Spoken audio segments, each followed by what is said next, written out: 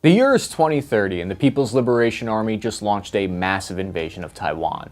The US Marine Corps is thrust into action, landing thousands of troops on the beaches of nearby remote islands. Then, the shipping lanes in the Middle East near the Strait of Hormuz and the Red Sea come under attack by Iran and its proxies. In this scenario, World War III has just kicked off. Now, what type of weapons and vehicles will best serve the Marines in these battles? You might be surprised to learn the US Marines believe that their M1 Abrams main battle tanks would only hold them back.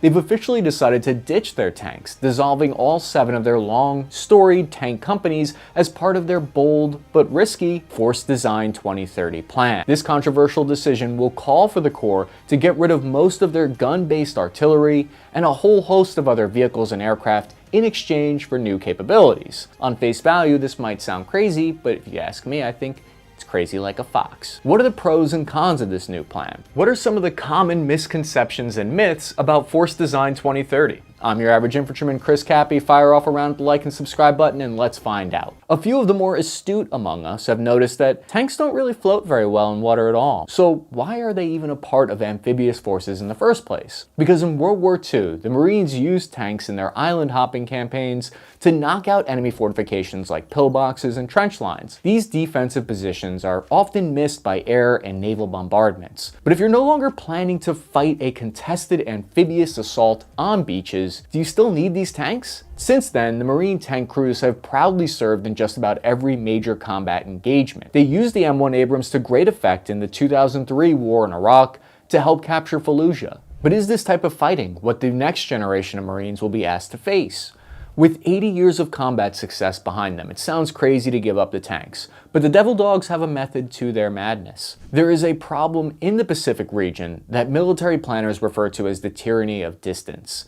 This refers to the incredible challenges and difficulties posed by the vast 1.3 million square miles and over 250 islands, atolls, shoals, and reefs that comprise the South China Sea. The Marine Corps Force Design 2030 plan aims to reshape the entire Corps from top to bottom in less than 10 years into a smaller, more distributed force that can spread out and control this territory better. The Commandant of the Marine Corps is convinced they can even be more lethal by transforming into a lighter, more maneuverable unit. Okay, we've diagnosed the problem, so what's the solution? As much as the Marine Corps loves its tanks, they have an enormous footprint, both in terms of logistics and battlefield signature. The M1 Abrams weighs 60 tons, and the more modern version weighs 74 tons. What this means is the Landing Craft Air Cushion, or LCAC, has to use up its entire payload capacity of 75 tons on that one tank. I've spoken to some active duty Marine Corps officers who've said that the LCAC isn't really great at transporting modern day main battle tanks that have grown in weight since this transport was invented back in the 1980s. On the other hand, JLTVs can fire missiles and are closer to like 8 tons, which means technically you could carry about 9 on shore. Losing the tanks would hypothetically free up weight to bring more missile ammunition, power generators, water purification systems that'll make the Marines self-sufficient on islands for longer periods of time without needing resupply. Tanks require more room for spare parts and fuel, and it's a real challenge to keep them supplied across rough, marshy terrain once they're actually on shore. Contrary to popular belief, the Marines do not expect to make contested landings against dug-in enemy forces. However, this isn't to say Force Design 2030 couldn't be useful in a contested amphibious assault. In fact, it's specifically designed to be better suited for this potential occasion. The Marines have been criticized for basically turning into the United States' Second Army. This has led to critics to claim their capabilities are redundant, because over the past few decades in Iraq and Afghanistan, the Corps has gotten bigger, heavier, and moved away from its naval focus. In theory, the Force Design 2030 would allow a small company of about 100 Marines to be positioned on islands in order to pose an outsized threat to nearby enemy naval forces. 원본 영상에 오류들이 몇 가지 있어서 나레이션으로 정정하겠습니다. 앞으로 몇 번 더 나올 겁니다. 일단 항공모함 방향이 틀렸는데요. 중국군 항공모함이기 때문에 이렇게 중국 대륙에서 출발해 류큐 열도를 통과하고 대만 후방을 포위하려는 시도를 하는 것으로 표현되는 게 맞습니다. 몇 초 뒤에 똑같은 오류가 다시 나오는데 참고해 두시면 됩니다. 그리고 원본에서는 100여 명의 미 해병 소부대가 UQ 열도 전체에서 활동하는 것처럼 표현했는데요. 실제로는 이 정도 범위를 작전구역으로 설정할 것으로 예상됩니다. 이 이유를 설명하려면 우선 원본에서 언급한 100여 명의 미 해병 소부대를 먼저 살펴봐야 하는데요.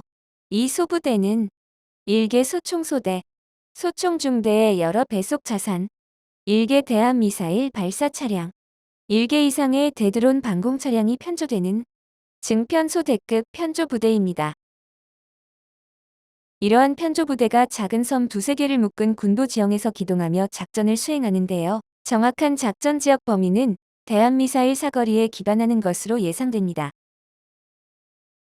So the plan seeks to force the enemy to divert their troops and resources to counter this small element of US Marines. For an attacking military like China, hypothetically, they would want to create an economy of effort. What this means is they would aim to avoid dispersing their forces and resources across a wide area. In military theory, there's a concept called massing forces. You want to bring overwhelming force to bear on a specific target, and that's what China would seek to do. But Force Design 2030 aims to make the PLA spread out and unfocused. The Marines want to become an expert at sea denial. Instead of being a multi-tooled jack of all trades, they want to go to be the anti-access area denial forces. Every Marine would still be a rifleman, as we know, but under this new plan, they would also be a kind of island survivalist. US leadership believes having a credible fast reaction amphibious force is a top priority. According to this new school of thought, main battle tanks just don't fit into the picture, at least not like how you might expect. The Marines had about 450 tanks in their inventory, which were the old M1A1 variant, that lacked a lot of the more modern survivability capabilities that tanks require against a near peer today. They would have been pretty much forced into an expensive and time-consuming upgrade process. To get a picture of just how expensive this process would be, when the Army upgraded 174 M1A1s to the M1A2 SEP version 3, it cost them $714 million.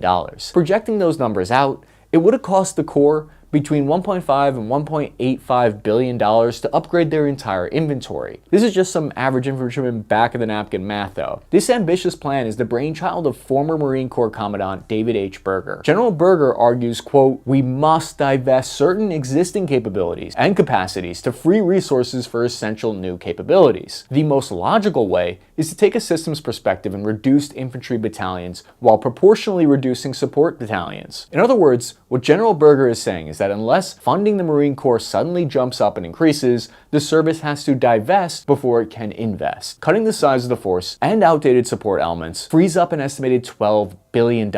So let's see what the Marines will get in return for saving that money. Give every Marine regiment a battery of long-range anti-ship missiles that they can hide in the jungles and mountains with. Now we're talking modern littoral zone warfare. Experts believe the Marine Corps would likely not be able to rely on traditional advantages like air superiority and heavy support, not in a contested zone like the Western Pacific.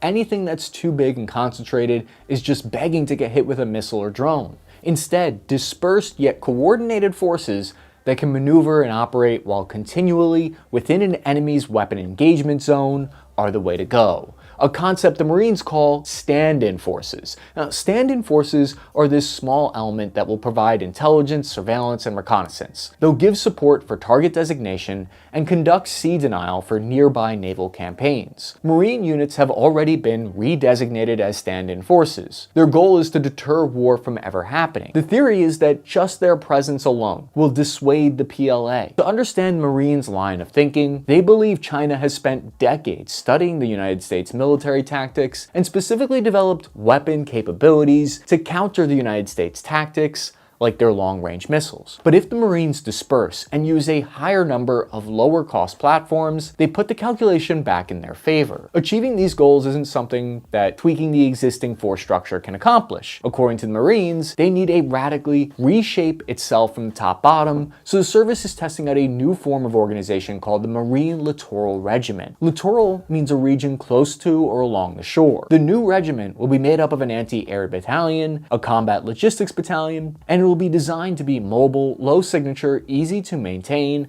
and sustain while also resilient to a constant threat of the enemy. Marine Lieutenant General Eric Smith, the Deputy Commandant for Combat Development and Integration, spoke to USNI News, saying, "If I can sink one of your $1.5 billion warships with a $1.5 million missile, I am a threat, and that may change the calculus." It's actually similar to what we see the Houthis are doing in the Red Sea. They're taking this distributed force idea. This force by the Marine Corps will include an infantry battalion, an anti-ship missile battery. This will allow the littoral combat team to punch well above its weight. To that end, they also invested $40 million in the Oshkosh Unmanned Rogue Fire System, which is a remotely operated missile system. You basically rip the cab off a vehicle and slap a naval strike missile on there. Now, these naval strike missiles have a warhead of about 260 pounds that can hit targets 250 kilometers or 160 miles away.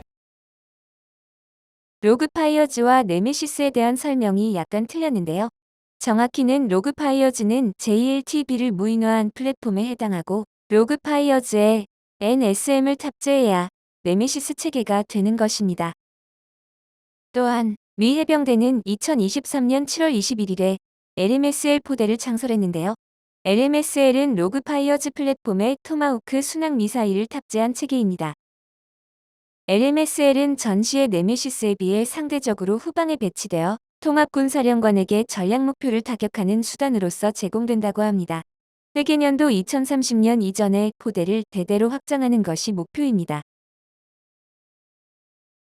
Imagine the Marines placing dozens of these around an island and remotely firing them from safety. This Nemesis truck is key to the Marine Corps' new plan because during their RIMPAC training events, they claimed it allowed troops to help protect an entire carrier strike group off the shores of the island. It's not just the fancy mobile missile launchers getting upgraded though. I remember the first whiff I got of a major change in the Marine Corps was when I heard every single Marine would be issued suppressors for their rifle, or at least every combat infantry Marine. The idea of having a low signature extends from the lowest rifleman to the most fancy piece of artillery. Infantry will be equipped with a new squad common optic. One Marine with this scope is worth at least 2 soldiers with no optic.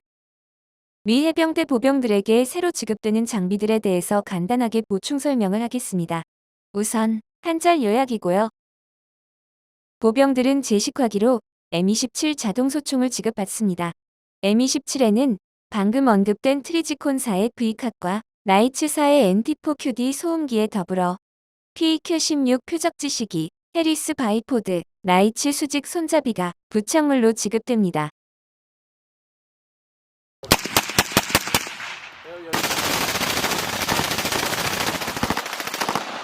다만 개개인의 편의에 따라 양가대는 장착하지 않는 모습들이 적지 않게 보이고요. 수직 손잡이도 장착하지 않거나 다른 제품으로 바꿔서 장착한 모습들도 보입니다. 표적 지시기의 경우 PQ-16뿐만 아니라 사파리 옵틱사의 아이쿠거 제품이 장착된 경우도 자주 보이는데요. 아이쿠거는 가시 레이저와 적외선 레이저에 더해 거리 측정 레이저 기능까지 통합된 지시기로서 미 해병대가 소총 분대의 화력 지원 요청 과정을 단순화하기 위한 목적으로 2018년에 채택하여 지급하는 중입니다. 공식적인 자료는 없지만 분대당 하나씩 분대장 혹은 부분대장이 장비하는 것으로 추정됩니다. 헬멧은 기존 ECH 헬멧을 개량한 하이컷 헬멧을 쓰고 플레이트 캐리어는 퍼스트 스피어사의 PCG3를 착용합니다. PCG3는 모듈러 설계를 적용하여 웹피와 내부 소프트 아머로 구분되는데요. 상황에 따라 총 3가지 방법으로 착용할 수 있습니다.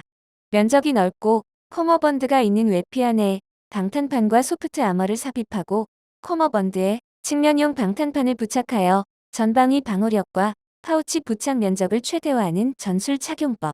소프트 아머만을 착용하여 최소한의 전후면 방어력과 파우치 부착 면적을 유지하는 최소화 착용법.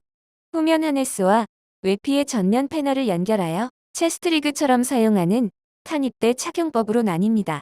다만 전술 착용법이 실질적으로 방탄조끼 안에 다른 방탄조끼를 넣는 형식이라 부피와 무게가 상대적으로 크기 때문에 일선에서는 일부 미 해병들이 비공식적으로 경량화 개조를 하기도 합니다. 또한 PBS 31 야시경과 함께 열영상 화면을 겹쳐주는 코티를 지급받고 통신 헤드셋을 지급받습니다. 8 Ready Hero 120 loitering munitions per MCL. The aerial loitering munition is considered to be one of the most transformative new abilities. This is part of the Organic Precision Fires program. The whole point of this program is to increase the attack range to 50 kilometers at the company level. What this means is your lower level troops don't have to constantly call up command and get permission for long-range weapons. They will already have them in the back of a truck or backpack. 배회탄약에 대한 설명을 보충하겠습니다. 미 해병대의 배회탄약은 중형과 경형 두 가지로 나뉘는데요. 방금 원본 영상에서 언급된 히어로 120은 중형에 해당하는 제품으로 제블린과 비슷한 살상력을 가지며 이스라엘의 유비전사에서 개발한 제품입니다. 중형 배회탄약은 8연장 발사대를 JLTV에 탑재한 체계를 대대와 중대에 각 7개씩 편제하며 단일 발사기 6개를 수송하는 MRGR이 소대에 2개씩 편제됩니다. 경형 배회탄약은 도수 운반이 가능한 크기이며 대인 및 대물 살상력을 가집니다. 사거리는 약 10km에 달할 예정이며 군대의 임무에 따라 1개 혹은 2개가 지급될 예정입니다. 경형 배회탄약은 아직 납품업체와 제품이 정해지지 않았습니다. They're also going to field the new lightweight Javelin missile launcher. It's about 35% smaller and lighter. 3 of these will be issued per company, or about 1 per platoon. Marines are also starting to adopt the amphibious combat vehicle to replace the old 1970s era AAV. Tanks aren't the only asset under the chopping block because the 16 gun-based artillery batteries are getting tossed out as well. This will leave the Corps with 5 remaining batteries. 원본 영상의 해당 부분에서 오류가 너무 심해서 제 설명으로 대체하겠습니다. 오스프리를 운용하는 중형 틸트로터 대대는 각 대대당 오스프리의 수량을 12대에서 10대로 조정하여 기존 14개 대대에서 16개 대대로 재편합니다. 스텔리온을 운용하는 대형 헬리콥터 대대는 기존 8개에서 3개를 해체하여 5개로 감축합니다. 바이퍼와 베놈을 운용하는 경공격 헬기 대대는 기존 7개에서 2개를 해체하여 5개로 감축합니다. 보병대대는 기존 현역대대 24개와 예비군대대 8개에서 각 3개와 2개를 해체하여 현역대대 21개와 예비군대대 6개로 감축합니다. This will also be a reduction of fighter squadron sizes down to 10 aircraft. As a whole, the service expects to have 12,000 fewer Marines by 2030. That's not a huge problem since their total strength is currently 180,000 active duty with 32,000 in reserve. At first, I thought maybe this downsizing really just has something to do with low recruitment numbers that the Army, Air Force, and basically every military around the world, including China, is facing right now. But in reality, the Marines have actually met or exceeded their recruitment goals year after year. There are many common misconceptions about the Marine transformation. Marines will still have access to main battle tanks, although in a different form. The tanks that the Marines are divesting will go straight to the US Army, who the Marines can coordinate with still, and they can call in to work alongside when needed. The master behind this plan, former General Berger, knows a little about Marines, since he commanded at every level, including peace missions and reconnaissance company commander in Haiti in 2004, and in combat missions as a leader of a regiment combat unit in Fallujah in Iraq. 데이비드 버거 장군이 당시 지휘하던 연대전투단은 제8연대전투단이었습니다. 팔루자 전투에 참가한 미 해병 부대는 제1연대전투단과 제7연대전투단이었으므로 데이비드 버거 장군이 지휘하던 연대전투단이 팔루자 전투에 직접 참가한 것은 아닙니다. 정확하게는 팔루자 전투 종료 이후 팔루자 일대를 안정화하는 역할을 맡은 것으로 보입니다. He's been in the Corps since 1981. When he joined, it was Ronald Reagan's first year in office. It always surprises me to see when leadership like this, it's been around forever, is willing to look at everything that they helped build and decide, yeah, this is all wrong. Tear it down, tear it all down. But this is what leaders are supposed to do. Take stock and figure out if their organization is prepared for the next fight. But not every Marine is on board with this controversial plan. Over 24 retired Marine Corps generals, including former Defense Secretary James Mattis, has openly criticized Force Design 2030 and the radical reshaping of the Corps. Marine Colonel Bing West, for instance, states Force Design 2030 is designed to land very small groups of Marines armed with a few anti-ship missiles on uninhabited islands. All the islands in the Taiwan Strait, East China Sea, Strait of Hormuz, and the Black, Baltic, and Mediterranean Seas are heavily inhabited. It is a truism that all vehicles, not just tanks, are vulnerable. No army, however, can operate without vehicles, including the Marine Corps. The Marines can't fight in an urban setting without tanks. The critics argue that a new force would be too hyper-specialized around a small island-based campaign. They claim this plan forgets the time-tested fundamentals of warfare. Anthony Zinni summed it up when he said, "We think the cuts are far too drastic and really greatly diminish the capability of the Marine Corps as a combined arms team and move it away from its traditional role." The supporters of Force Design 2030 have nicknamed its critics graybeards, which implies that these critics are out of touch with today's emerging threats. I mean, one could actually understand where these old school Marines are coming from.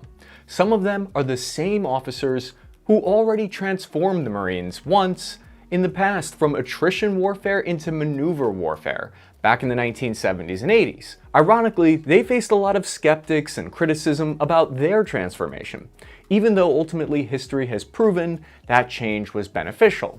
I mean, basically every time the Marines have had to reinvent themselves to face a new adversary, there's always been former officers who doubted the new plans. It's basically par of the course at this point. I want to introduce you to a major challenge the Marines have just started to articulate, called Hider-Finder Challenge. Remaining hidden while finding the enemy first. This is why there is a major focus on intel collecting and counterintelligence. The Marines are using some of that saved money to invest in the alternate precision navigation timing mechanism, which is called the APNT. The APNT allows for navigation even if the enemy destroys your GPS. APNT는 기존 GPS의 단점을 보완하기 위해 개발된 새로운 항법 체계입니다. GPS는 인공위성과의 연결을 통해 정확한 좌표와 시간을 알아내는 체계지만 GPS 신호가 적의 재밍이나 스푸핑에 취약하다는 단점이 있습니다. APNT는 GPS에 더해 차량 카메라, 계기판, RF 통신 장비 등 여러 가지 다양한 센서들에서 정보를 받아 혼합하여 정보를 처리함으로써 GPS 신호가 끊기더라도 차량 자체에서 항법을 계산하여 GPS가 복구될 때까지 오차를 최소화하는 대안항법 장치입니다. They're also investing in UAVs at the platoon level that can pass data in ways that are not reliant on satellites. 무인기에 대한 설명을 보충하겠습니다. 미 해병대는 소총중대 이하의 모든 제대에 정찰 무인기를 편재할 예정입니다. 중대에는 로키드 마틴사의 스토커 블록 30, 소대에는 에어로바이로먼트사의 푸마, 분대에는 스카이디오사의 X2D, 화력조에는 플리르사의 블랙호넷이 편재될 예정입니다. 또한 보병대대와는 별개로 MQ-9 리퍼를 도입하여 무인항공기 대대로 편재시켰습니다. MQ-9 리퍼는 전시의 해병연안연대 작전지역 상공 중고도에서 화력, 정찰, 통신중계, 전자전 등을 지원할 예정입니다. These systems will put out decoys to force China into spreading their forces out even more. This intelligence game requires close coordination with the Navy's assets. The Marine Regiment needs to be able to feed accurate information directly to and from friendly warships and aircraft. What this does is provide a more full picture of the information space for every commander on the field. The Marine Littoral Regiment wasn't thrown together out of thin air either. The concept was developed based on thousands of hours of wargaming and empirical data specific to the Indo-Pacific theater. According to Marine Corps leadership, the MLR idea has potential enemies shaking in their boots. General Eric Smith said, quote, "Adversaries do not like this concept at all. They don't like the fact that units are highly mobile and they have a low signature, and that the adversary doesn't know where these things are. Tanks have too high of a visual signature, and gun-based artillery is too static and short-ranged. But staying dispersed and mobile in jungle terrain is a lot easier to do with a smaller force structure, which is why Force Design 2030 emphasizes the lean approach. It's the difference between loading up a couple infantry teams into an Osprey or small raiding boats and hopping to the next island versus waiting an afternoon for a heavy transport to load and drop off a tank platoon. 원래는 해병연안연대로 재창설되는 부대들을 나열하는 부분인데 원본 영상의 정보가 틀려서 제 설명으로 대체하겠습니다. 미 해병 3사단 예하의 3개 연대 전체가 해병연안연대로 재창설됩니다. 현재 하와이의 3연대와 오키나와의 12연대가 해병연안연대로 재창설됐고 4연대도 재창설될 계획입니다. The vision is to have each Marine unit be an asymmetric threat, equipped with long-range precision weapons along with both air and sea drones that can locate the enemy for an integrated Navy attack. 오른쪽의 수상 드론은 LRUSB라고 부르는 체계이며 8연장 중형 배회 탄약 발사대가 탑재됩니다. LRUSB는 해병연안연대 직할에 중대로 편제됩니다. LRUSB는 해병연안연대 작전지역 내 여러 섬들의 연안을 기동하며 정찰과 공격을 실시합니다.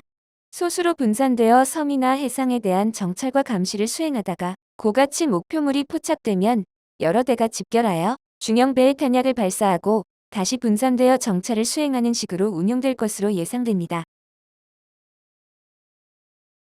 The Marine Corps is currently testing out the Marine Littoral Regiment concept by standing up one in Hawaii. And the idea is further refined over the coming years. We could see the MLR units forward deployed to the Western Pacific, making every inch of coastline a hazard zone if China moves against Taiwan or other US allies around the world. A major aspect to Force Design 2030 that I've seen constantly brought up is called pre-positioning supplies. Weapons and vehicles need to already be in place. These forward-deployed fortifications around the world are key to the plan, success or not. It's a way to offset the US military's potential disadvantage of having a numerically smaller force. The dissenting view also argues that the changes were made without being adequately tested and signed off on. Force Design 2030 claims to be based on war games and empirical evidence, but critics say that the changes were based on theoretical models and then moved right into the prime time without testing the concept on smaller parts of the force first. Critics also claim the Marines would be at a disadvantage if they were called into combat to protect Europe in a ground war. Of course, critics will point to the fact that Russian and Ukrainian forces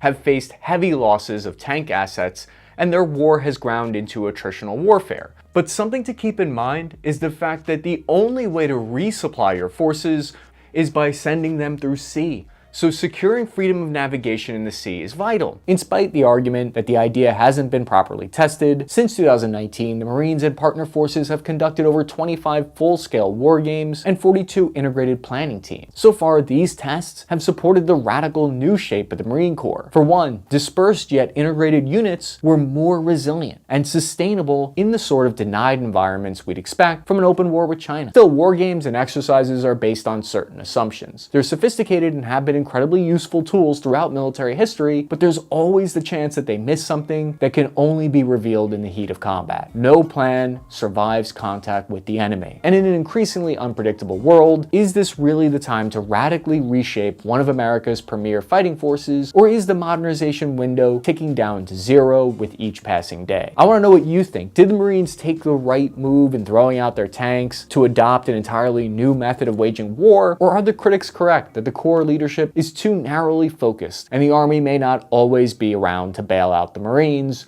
when they need big tanks and guns? I'm your average infantryman, Chris Cappy. Follow me on Instagram at CappyArmy. Slap that like and subscribe button to help promote this report if you found it valuable. Signing off on this net time now.